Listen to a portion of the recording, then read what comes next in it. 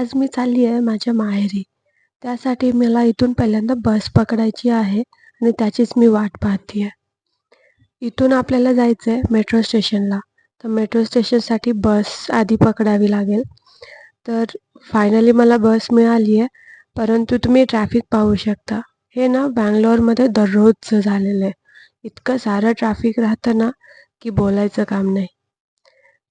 ह्या गर्दीतून ड्रायव्हर काका वाट काढत, काढत, काढत निघाले. संपलं बाबा एकदाचं ट्रॅफिक. आणि आता इथून मेट्रो स्टेशनला जायचं आहे. तर आपण आता इथून वाट काढत, काढत, काढत मेट्रो स्टेशनला पोहोचूया. तिथे माझ्या मैत्रिणी आलेल्या असणार आहेत.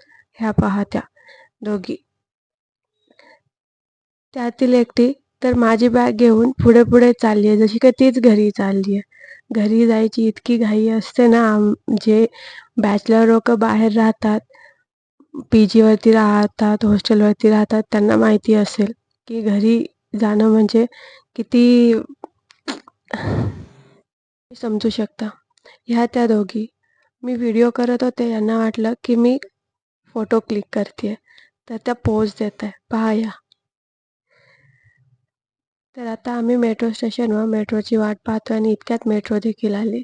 तर आपल्याला इथून मेट्रोनी KSR रेल्वे स्टेशनला जायचे आहे. तर आता मेट्रोमध्ये गर्दी तुम्ही पाहू शकताय. तर आम्ही लेडीज कोचकडे निघालो. तरी तेही पळतीये, पळतीये, पळतीये. पोहोचलो एकदासं, गेलो आतमध्ये.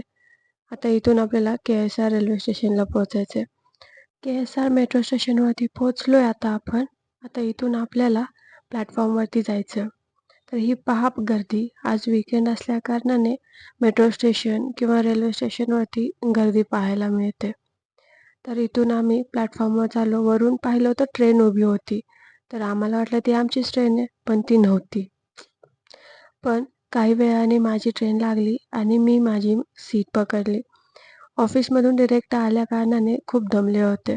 तर मी झोपून घेतलं आणि सकाळी उठतो तर महाराष्ट्रात प्रवेश झालेला होता. तर पावसामुळे तुम्ही पाहू शकता की किती हिरवळ किंवा खरं पावसाळ्यात नेचर खूप सुंदर दिसतं. आणि नंतर या हिरवळीची मजा घेत, काही थोडंसं ब्रेकफास्ट करत, चॉकलेट खात मी असा कसाबसा वेळ घालवला. त्यानंतर स्टेशनवरती पोहोचल्यानंतर मला माझी मम्मी पिकअप करायला येणार होती. तर आपण फायनली डेस्टिनेशनवरती पोहोचलेलो आहे आणि ही माझी मम्मी मला घ्यायला आलेली आहे. तर ही सुद्धा ऑफिसमधून डिरेक्टली मला पिकअप करण्यासाठी आली होती. तर आम्ही आता तर असा झाला बंगलोर टू सांगलीचा प्रवास.